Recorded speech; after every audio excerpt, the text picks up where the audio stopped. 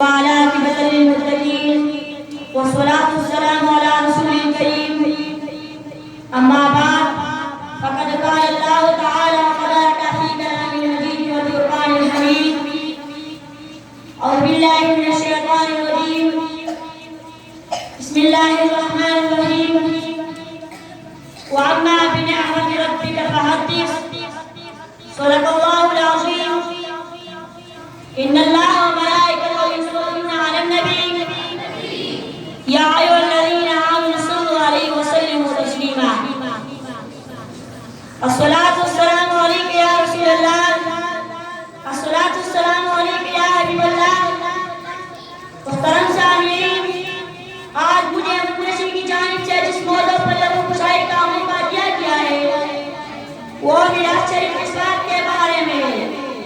محترم سامعین سب سے پہلے میراث کی تعریف کرنا ہے محترم طلباء کرام میراث ہر اس نعمت کو کہتے ہیں جن میں نبی پاک صلی اللہ علیہ وسلم کے حسن عشق اخلاق آداب کا تذکرہ ہوئے ہر اس نعمت کو مل کر میراث کہلاتے ہیں محترم سامعین بارک اللہ میلاد میرے سامنے تمہیں میں جو ہے کلمہ تلاوت کی اس کا ترجمہ یوں ہے اور اپنی اپنی نعمتوں کا وقت چرچا کر دو محترم سامعین حضور کریم صلی اللہ علیہ وسلم کی دنیا تشریف ہوئی تمام نعمتوں سے بڑا نعمت چرچا کرنا ہے اس نعمت پر عمل کرنا ہے محترم سامعین ایک حدیث شریف میں آتا ہے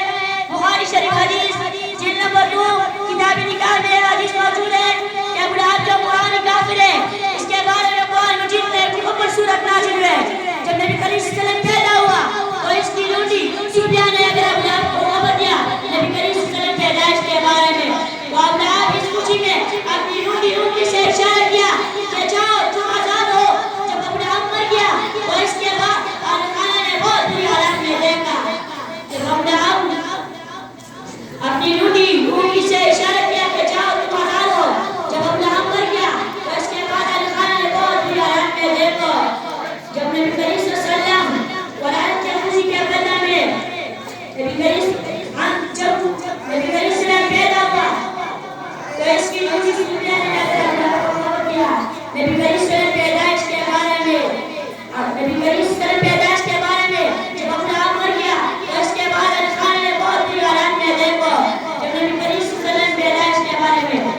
ہم سب کا نبی کریم صلی اللہ علیہ وسلم پیدا ہوا تو اس کے بعد خانہ نے بہت بری حالت میں دیکھو میرے نبی کریم صلی اللہ علیہ وسلم ولادت کی خوشی کے بدلے میں آزاد میں کبھی ہو سکتے ہیں ہم سب مسلمان ہیں نبی کریم صلی اللہ علیہ وسلم کا مقدس اور محترم سامعین